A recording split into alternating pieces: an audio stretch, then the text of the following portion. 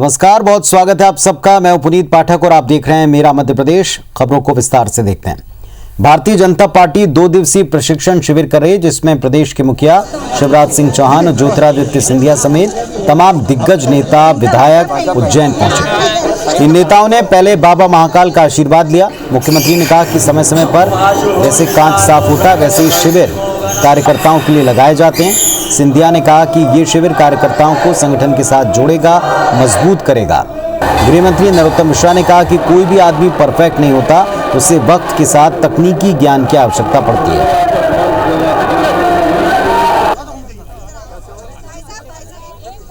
जो पूरे देश में विकास और जन कल्याण का प्रकाश फैला रही है और हमारे जैसे कार्यकर्ता हैं लालटेन के कांच, दीपक जलता रहे इसलिए कार्यकर्ता आवश्यक है, लेकिन कई बार कांच पे धूल जम जाती है तो प्रकाश साफ बाहर नहीं आ पाता और इसलिए कांच से धूल बीच बीच में साफ होती रहे, कार्यकर्ताओं को प्रशिक्षण मिलता रहे तो वो भी साफ और पवित्र स्वच्छ रहेंगे और प्रकाश पूरे देश में फैलाएंगे। इसलिए प्रशिक्षण वर्ग बीजेपी के मुद्दे वही रहेंगे जो जनता के साथ जुड़े हुए हैं, जो कार्यकर्ता के साथ जुड़े हुए हैं और जो भारतीय जनता पार्टी को मजबूत करने का जो प्रयास है, ताकि जनता की सेवा की जो आशा और अभिलाषा हमारी है, मूल मंत्र है, उसे हम पूर्ण रूप से साकार करें। मनुष्य को जीवन भर विद्यार्थी रहना चाहिए। संपूर्ण कभी नहीं होता कोई व्यक्ति, जैसे मैं नहीं हूं। बदले हुए परिवेश में पूरा ज्ञान अर्जित करने के लिए अगर व्यक्ति को लगता है कि कोई कमी रह गई है तो उसके लिए अभ्यास वर्ग जरूरी है। उज्जैन में शुरू हुए बीजेपी के 2 दिवसीय प्रशिक्षण शिविर को लेकर पूर्व मंत्री पीसी शर्मा ने तंज कसा। पीसी शर्मा ने कहा, प्रशिक्षण का उद्देश्य कांग्रेस से बीजेपी में शामिल नेताओं को अब झूठ बोलना सिखाना है। उन्हें प्रशिक्षण दिया जाएगा कि झूठ बोलो, जोर से बोलो, बार बार बोलो। पीसी शर्मा यहीं पर नहीं रुके, उन्होंने कहा कि पैसा कैसे लिया जाए ये सिखाया जा चुका है, अब झूठ बोलने का प्रशिक्षण दिया जा रहा है। इस पर नरोत्तम मिश्रा ने कहा, जो जल गंगा में मिलता है वो गंगा जल ही बन जाता है। पैसा कैसे लिया जाए वो उनको सिखाई दिए पहले। जैसे 35 करोड़ बिक के गए और सरकार कमलनाथ जी को बदल दिया एक सौदेबाजी से, तो वो तो पहले ही सीख गए थे। बाकी अभी और सिखाएंगे झूठ बोलना, तो ये इसके अलावा और क्या परीक्षण होगा? ये कह सकते हैं आपको अधिकार है पूरा, पर जो जल गंगा जी में मिल जाता है वो गंगा जल हो जाता है, और इसलिए ऐसा आप न माने। ग्वालियर की नैरोगेज ट्रेन को एक बार फिर से चलाने की कोशिशें शुरू हो रही हैं। राज्यसभा सांसद ज्योतिरादित्य सिंधिया ने रेल मंत्री पीयूष गोयल को आग्रह किया कि पर्यटकों को आकर्षित करने के लिए नैरोगेज ट्रेन को हेरिटेज ट्रेन के तौर पर चलाया जाए। उन्होंने नैरोगेज को और ज्यादा सुविधाजनक बनाने का निवेदन भी किया। सिंधिया के मुताबिक ये ट्रेनें 10 दशक से ज्यादा पूरे कर चुकी हैं, इसीलिए इसको बंद करना ठीक नहीं, बल्कि इसे ग्वालियर की विरासत वाला लुक देकर शहर में चलाया जाए। प्रशासन ने इसको लेकर तैयारियां शुरू कर दी। Indian railway station development corporation limited के अधिकारियों के साथ नगर निगम और स्मार्ट सिटी के अफसरों ने बातचीत की है। इधर सिंधिया की इस पहल पर सियासत भी शुरू हो गई। देखिए, सिंधिया जी हमारे वरिष्ठ नेता हैं, राज्यसभा के सांसद हैं और विकास के प्रति उनका एक अनूठा सोच है। चूंकि ग्वालियर की एक हेरिटेज सिटी है और ये भी पहले हेरिटेज में नैरोगेज आई थी, तो उनका ये सुझाव है कि अगर हम इसका उपयोग कर पाएँ, क्योंकि हम इसको बंद भी नहीं कर पा रहे हैं, या तो बंद कर दें, अगर है तो उसका सदुपयोग हो। मुझे लगता है प्रचार प्रसार के लिए इस प्रकार का पत्र लिख देना बहुत दुर्भाग्यपूर्ण है, और मुझे लगता है कि कहीं ना कहीं सिंधिया ट्रस्ट को भी वो इनडायरेक्टली लाभ देने का प्रयास करते हैं और कर रहे हैं। आप देखिए, जो भी जीर्णोद्धार होता है वो जीर्णोद्धार के नाम से कहीं ना कहीं सिंधिया ट्रस्ट को लाभ पहुंच जाता है। मध्य प्रदेश के कृषि मंत्री कमल पटेल ने राहुल गांधी को पप्पू बताया। उन्होंने कहा कि राहुल गांधी को ना तो देश के इतिहास के बारे में पता है, ना भूगोल या किसानी की जानकारी। राहुल गांधी ऐसे काम कर रहे हैं जिससे पूरी कांग्रेस डूब गई। कमल पटेल ने कहा, बीजेपी और कांग्रेस में अंतर यह है कि बीजेपी के लिए पहले देश, फिर पार्टी, फिर हम हैं, जबकि कांग्रेस के लिए देश बाद में है। प्रदेश में सहकारिता कर्मचारियों की हड़ताल पर सख्ती दिखाते हुए उन्होंने कहा कि उनके खिलाफ कार्रवाई की जाएगी। कर्मचारी हड़ताल से लौटे नहीं तो उनको हटाया जाएगा, लेकिन किसानों को चिंता करने की जरूरत नहीं। किसानों की पंजीयन का समय बढ़ा दिया जाएगा। किसानों से समर्थन मूल्य पर एक एक दाना खरीदेंगे।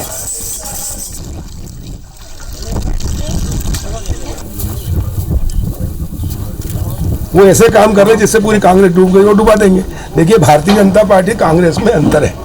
हमारे लिए पहले देश, फिर पार्टी और फिर हम।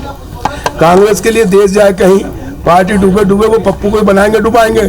अच्छा देश के लिए। मध्य प्रदेश में एक तरफ शिवराज सरकार माफिया मुक्त अभियान चला रही है तो दूसरी तरफ विपक्ष ने उनके इस अभियान को निशाने पर लिया। पूर्व सीएम कमलनाथ ने प्रदेश में हो रही घटनाओं को लेकर सरकार की घेराबंदी की। उन्होंने सरकार के माफिया मुक्त अभियान को महज जुमला बताया।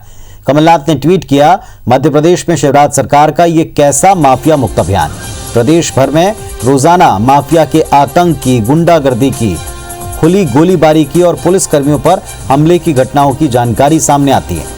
माफिया रोज सरकार को खुली चुनौती दे रहे हैं। सारे नारे जुमले साबित हो रहे हैं। इसीलिए तो मैं कहता हूं, सरकार चलाने में और मुंह चलाने में बड़ा अंतर है। आपको बता दें कि पिछले दिनों देवास, ग्वालियर, श्योपुर, मुरैना समेत कई जिलों से सरकारी अमले पर हमले की खबरें आई और इनके बहाने विपक्ष ने सरकार को जमकर घेरा है।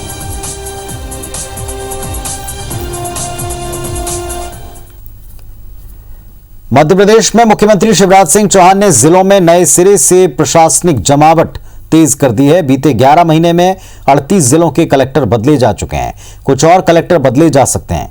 मुख्यमंत्री की नजर मंत्रालय के कामकाज पर भी है।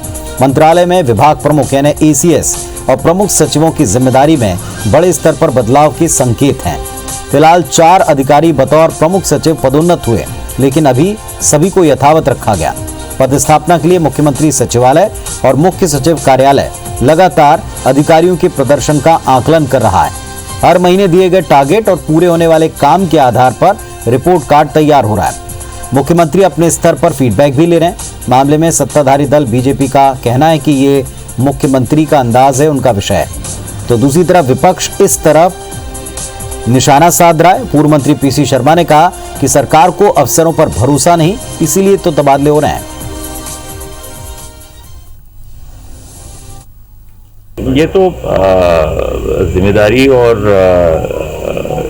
अधिकार क्षेत्र है मुख्यमंत्री जी का, और मुख्यमंत्री जो उचित समझे वही मुख्यमंत्री जी करेंगे। इस पे किसी और की सोच या विचारधारा या टीका टिप्पणी इसमें उचित नहीं है। वो कहावत है ना कि पूरे घर के बदल डालो, बल पूरे घर के बदल डालो। तो अब ये पूरों को बदल देंगे कि इनको जितने भी अधिकारी कर्मचारी हैं इन पे विश्वास नहीं है एक तरह से। तो ये नगरीय निकाय और पंचायत चुनाव के पहले इनको बदलना चाहते हैं। हमारे सहयोगी सुधीर दंडोतिया इस वक्त हमारे साथ में भोपाल से जुड़ गए। सीधे सुधीर का रुख करते हैं। सुधीर, एक बार फिर से उच्च स्तर के ऊपर कसावट के नाम के ऊपर जमावट की जाएगी, क्या जानकारी मिल रही है? दोनों तरफ के रिएक्शन जनता ने सुने हैं, दोनों अपने अपनी सुविधा से बयान दे रहे हैं। देखिए पुनीत, बिल्कुल बात की जाए तो प्रशासनिक जो फेरबदल है निश्चित तौर पर कहीं ना कहीं ये सरकार का विषय होता है और मुख्यमंत्री इस पूरे मामले में निर्णय लेने में पूरी तरह स्वतंत्र है। पर लेकिन निर्णय जब तुकबंद तबादले को लेकर किए जाएं और निर्णय एक साथ किसी सरकार के बदलने के बाद में किए जाएं तो सवाल उठना लाजमी है। लिहाजा विपक्ष के जो सवाल हैं वो इसी पूरे संदर्भ को लेकर हैं, क्योंकि पिछला जो अनुभव था सरकार चलाने के बाद में सरकार बदलने से लेकर मुख्यमंत्री शिवराज सिंह चौहान का, कई ऐसे भरोसेमंद अफसर मुख्यमंत्री के करीबी थे जो बाद में कांग्रेस के जो सरकार बनी थी उसमें भी भरोसेमंद साबित हुए थे। लिहाजा सरकार के प्रति उनकी वफादारी हो सकती है, पर लेकिन व्यक्ति विशेष के प्रति जो एक रवैया था उसको लेकर कई सारे सवाल खड़े होने लगे थे कि आखिर पिछले सरकारों में जो अफसरशाही हावी होने के आरोप लगा करते थे उसके बाद में इस बार कम से कम ये चुस्ती और मुस्तैदी जरूर देखने को मिल रही है। मध्य प्रदेश के अंदर बीते दिनों भले ही तबादलों पर रोक लगी हो, पर लेकिन बहुत सारे तबादले हुए थे जिसको लेकर भी सवाल उठाए गए थे। और मैदानी स्तर पर अगर बात करें तो लगभग 33 जिलों के कलेक्टरों को अब तक बदला जा चुका है जब से चौथी पारी में शिवराज सिंह चौहान मुख्यमंत्री बने हैं। पर अब बदलाव मैदानी स्तर के अलावा जो कामकाजी जहां पर कंट्रोल रहती है वहाँ पर इस पूरे बदलाव की सुगबुगाहट काफ़ी ज़्यादा तेज़ी से दिखाई दे रही है। प्रदेश के अंदर ACS की बात करें, प्रमुख सचिव स्तर की बात करें या फिर कमिश्नर स्तर के जो अधिकारी हैं उनकी अगर बात की जाए तो वहाँ पर फेरबदल की अब सुगबुगाहट सुनाई दे रही है। ये माना जा रहा है कि लंबे समय से जिन विभागों की जिम्मेदारी प्रमुख सचिव के तौर पर या अपर मुख्य सचिव के तौर पर मध्य प्रदेश के अधिकारी संभाल रहे थे, उनके विभागों में फेरबदल देखने को मिल सकता है। कांग्रेस ने साफ तौर पर आरोप लगाए कि अधिकारियों पर भरोसा प्रदेश सरकार को नहीं है, लिहाजा तबादले जो है लगातार किए जा रहे हैं। वहीं पर बीजेपी जो है वो सरकार के लिए बचाव की मुद्रा में है। पुनीत, चलिए तो देखना होगा कि क्या और किस तरीके से जमावट आकार लेती है और इसका कितना असर वाकई प्रशासनिक चुस्ती पर दिखता है। शुक्रिया आपका इस पूरी जानकारी के लिए। वहीं मध्य प्रदेश में सिपाही से लेकर इंस्पेक्टर स्तर के पुलिस कर्मियों की अब मूल शाखा से मलाईदार यूनिट में आंतरिक प्रतिनियुक्ति नहीं हो पाएगी। PHQ ने 9 फरवरी को 8 साल पुराने नियम को निरस्त कर दिया। पुलिस के सूत्रों के मुताबिक ऐसा इसलिए हुआ कि करीब 1 महीने पहले जबलपुर से साइबर सेल के कुछ पुलिसकर्मी एक आरोपी को पकड़ने नोएडा गए, जहां 25 से 30 लाख रुपए के लेन देन का मामला सामने आया। लेन देन की मांग बढ़ने पर वहां के बदमाशों ने पुलिसकर्मियों की सर्विस पिस्टल छीन ली। इसमें एक सब इंस्पेक्टर रेडियो शाखा से था जो जबलपुर की साइबर सेल शाखा में प्रतिनियुक्ति पर गया था। जब ये हल्ला मचा तो पुलिस मुख्यालय ने दखल देकर सभी इकाइयों पर प्रतिनियुक्ति की कैंची चलाते हुए सीधे डेपुटेशन की प्रक्रिया पर विराम लगा दिया। हालांकि जबलपुर वाली घटना से डेपुटेशन के इस आदेश को जोड़कर देखे जाने पर PHQ ने इनकार किया। प्रतिनियुक्ति के आदेश अब PHQ से जारी होंगे। जिला बल का जिला बल में होना है तो जोन में जोन के IG करेंगे, और अगर जोन के बाहर जाना है तो PHQ करेगा। और अगर एक फोर्स का, एक ब्रांच का व्यक्ति दूसरे ब्रांच में या राज्य शासन के किसी दूसरे विभाग में या भारत शासन में जाना है तो समस्त कार्यवाही पुलिस मुख्यालय प्रशासन शाखा व्यक्तिगत ब्रांच जो अपनी पर्सनल ब्रांच है उससे ही होगा। कोरोना संकट काल में 17 मार्च से लगातार 10 महीने तक मध्य प्रदेश हाईकोर्ट बंद रहा, मगर अब 15 फरवरी से पूरी तरह खुलने वाला है। हालांकि कोरोना काल में मुकदमों की सुनवाई वीडियो कॉन्फ्रेंसिंग के जरिए की जा रही थी, लेकिन 15 फरवरी से हाईकोर्ट को फिजिकल हियरिंग यानी वकीलों और पक्षकारों की मौजूदगी में सुनवाई के लिए खोला जाएगा। इसके लिए हाईकोर्ट प्रशासन ने एक SOP यानी स्टैंडर्ड ऑपरेटिंग प्रोसीजर जारी किया। तमाम वकीलों को कोविड गाइडलाइन का पालन करना होगा। फैसले के बाद MP हाईकोर्ट की जबलपुर मुख्यपीठ के अलावा ग्वालियर, इंदौर खंडपीठ भी खोल दी जाएंगी। हाईकोर्ट ने SOP जारी करते हुए वकीलों को यह विकल्प दिया कि वो अगर खुद कोर्ट न आना चाहें तो वीडियो कॉन्फ्रेंसिंग के जरिए भी अपने मुकदमों की पैरवी कर सकते हैं।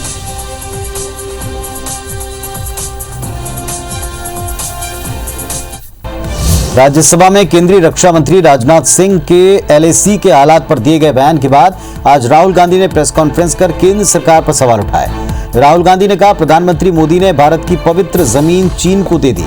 उन्होंने कहा, हमारी जमीन फिंगर 4 तक है और प्रधानमंत्री मोदी चीन के सामने घुटने टेक चुके हैं। 9 महीने बाद अब चीनी सेना LAC से उल्टे पांव लौट रही है। चीन को लेकर भारत की ये कूटनीतिक जीत मानी जा रही है। चीन के साथ पैंगोंग लेक के साउथ और नॉर्थ बैंक पर डिसएंगेजमेंट का समझौता हुआ। इस समझौते के तहत दोनों देशों ने फॉरवर्ड डिप्लॉयमेंट हटाने शुरू कर दिए। इधर भारत सरकार ने दावा किया, हमने चीन को 1 इंच जमीन तक नहीं दी, उसको अपनी हद में लौटने के लिए मजबूर किया है।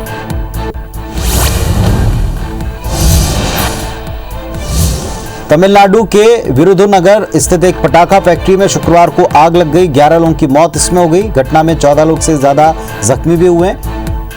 विरुधुनगर स्थित इस फैक्ट्री में अचानक विस्फोट हुआ था। घटना की जानकारी मिलते ही फायर कर्मी वहां पहुंचे और आग पर काबू पाने का प्रयास किया। इस घटना पर प्रधानमंत्री नरेंद्र मोदी ने दुख जताया। हादसे में जान गंवाने वालों के परिजन के लिए प्रधानमंत्री राष्ट्रीय सहायता कोष के जरिए 2-2 लाख रुपए के मुआवजे का ऐलान किया है। प्रधानमंत्री कार्यालय की तरफ से ट्वीट किया गया, तमिलनाडु के विरुधुनगर में पटाखा फैक्ट्री में आग लगना दुखद है। इस दुख की घड़ी में शोकाकुल परिवार के साथ मेरी सांत्वना है। उम्मीद करते हैं जो घायल हुए हैं वे जल्दी स्वस्थ होंगे। उत्तराखंड के चमोली में मची तबाही के बाद रेस्क्यू ऑपरेशन जारी है। आपदा में मरने वालों की संख्या 37 हो गई, जबकि 204 अन्य लोग फिलहाल लापता हैं। जोशीमठ टनल में बचाव कार्य चल रहा है। 25 से 35 लोगों के फंसे होने की अब भी आशंका है। चलिए कुछ अन्य खबरें देखते हैं। जबलपुर में कांग्रेस नेता कदीर सोनी और उनके भाइयों पर करोड़ों की सरकारी जमीन बेचने के मामले में लोकायुक्त पुलिस ने मुकदमा दर्ज किया। आरोप है प्रदेश कांग्रेस कमेटी के महामंत्री और जेडीए के पूर्व उपाध्यक्ष कदीर सोनी और उनके भाइयों ने गृह निर्माण सोसाइटी बनाकर करोड़ों की सरकारी जमीन बेच दी। लोकायुक्त पुलिस ने मामले में कुछ सरकारी अधिकारियों को आरोपी बनाया। कई अधिकारी लोकायुक्त के रडार पर हैं, जिन पर कभी भी केस दर्ज हो सकता है।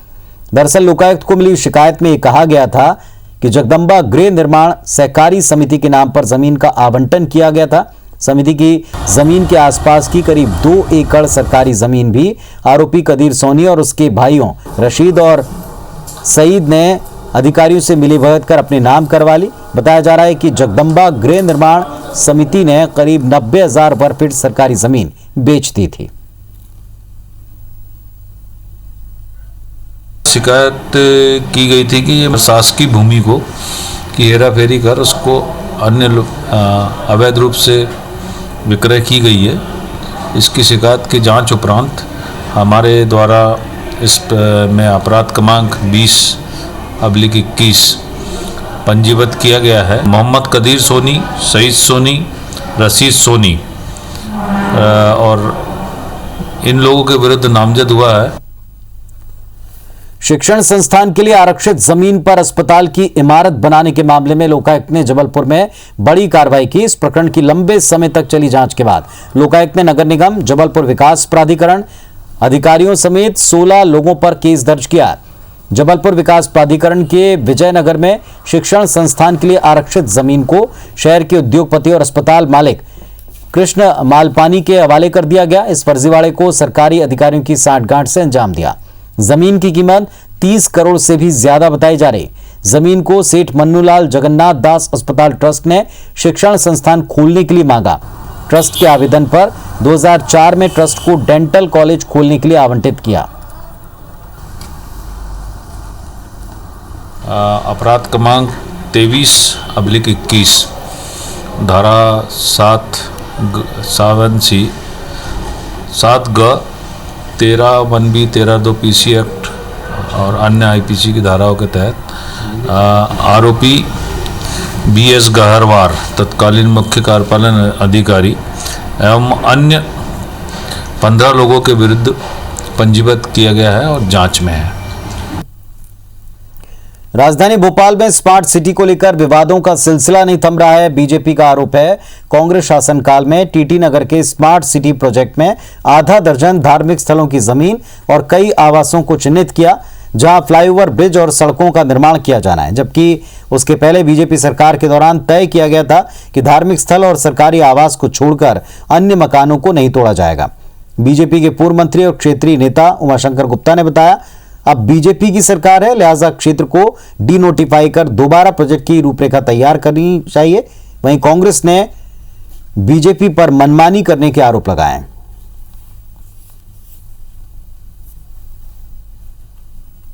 मुख्यमंत्री जी से भी मेरी चर्चा हो गई है व्यक्तिगत रूप से। स्मार्ट सिटी को हमने कहा भी है कि वो सर्वे कर ले। हमने बाकी लोगों को भी कहा है कि भाई आप भी देख लें कौन सी ऐसी प्राइवेट प्रॉपर्टी है जो गवर्नमेंट के द्वारा पहले से अलॉटेड है या प्राइवेट व्यक्तियों की है, उन सबको D notify Bharatiya Janata party की सरकार करेगी। डी नोटिफाइड वो पहले से है, डी नोटिफाइड नहीं होता तो ये जो प्लॉट ऑक्शन पे लगा दिए हैं, बहुत से ऑक्शन हो गए, कर पाते क्या? और जैसा स्मार्ट सिटी में अधिकारी तो वही हैं जो पहले थे और वो करने वाले ही वही हैं। मैं नहीं समझता कि इसकी कोई फिर से कोई आवश्यकता है। बैतूल से एक बड़ी खबर है। सारणी में कांग्रेसियों पर लाठीचार्ज हुआ। फिल्म धाकड़ की शूटिंग स्पॉट पर जाने की कोशिश कर रहे थे।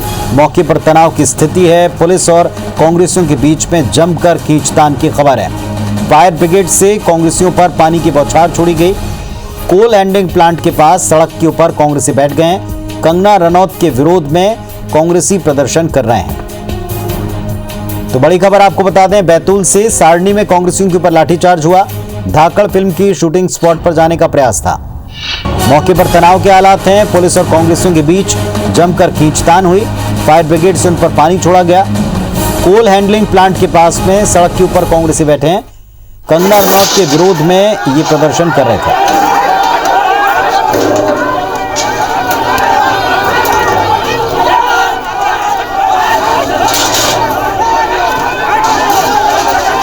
नंदकिशोर पवार हमारे सहयोगी हमारे साथ में जुड़ गए हैं। जी बताएं, क्या हुआ है वहाँ, क्या स्थिति है अभी?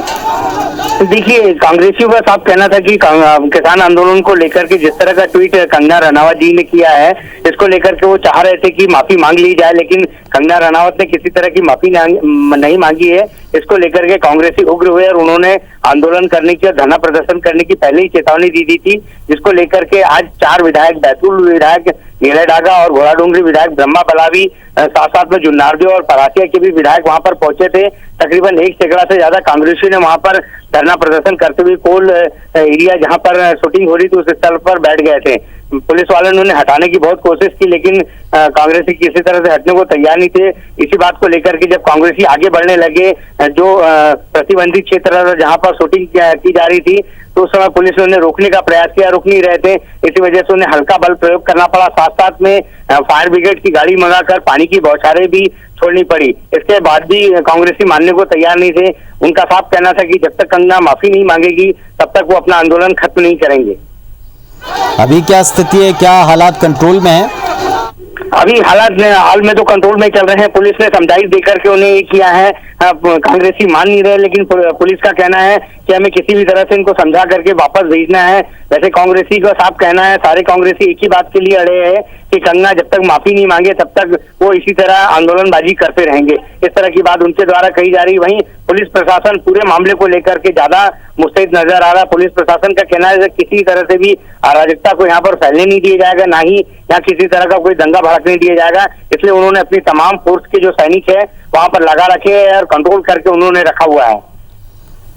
चलिए, शुक्रिया आपका इस जानकारी के लिए। नजर रखें, आपसे वापस हम अपडेट लेंगे। तो कांग्रेसी अड़े हैं, कंगना रनौत माफी मांगे अपने ट्वीट पर, अपने बयान पर जो उन्होंने किसान आंदोलन को लेकर दिया था, उनको आतंकी बताया था। दूसरी तरफ पुलिस को पहले समझाना और उसके बाद में बल प्रयोग करना पड़ा, वहां से उनको हटाया गया। तनाव की स्थिति है, भारी पुलिस बल तैनात है। कांग्रेसी कहते हैं बार बार विरोध करते रहेंगे जब तक कि कंगना माफी नहीं मांगती।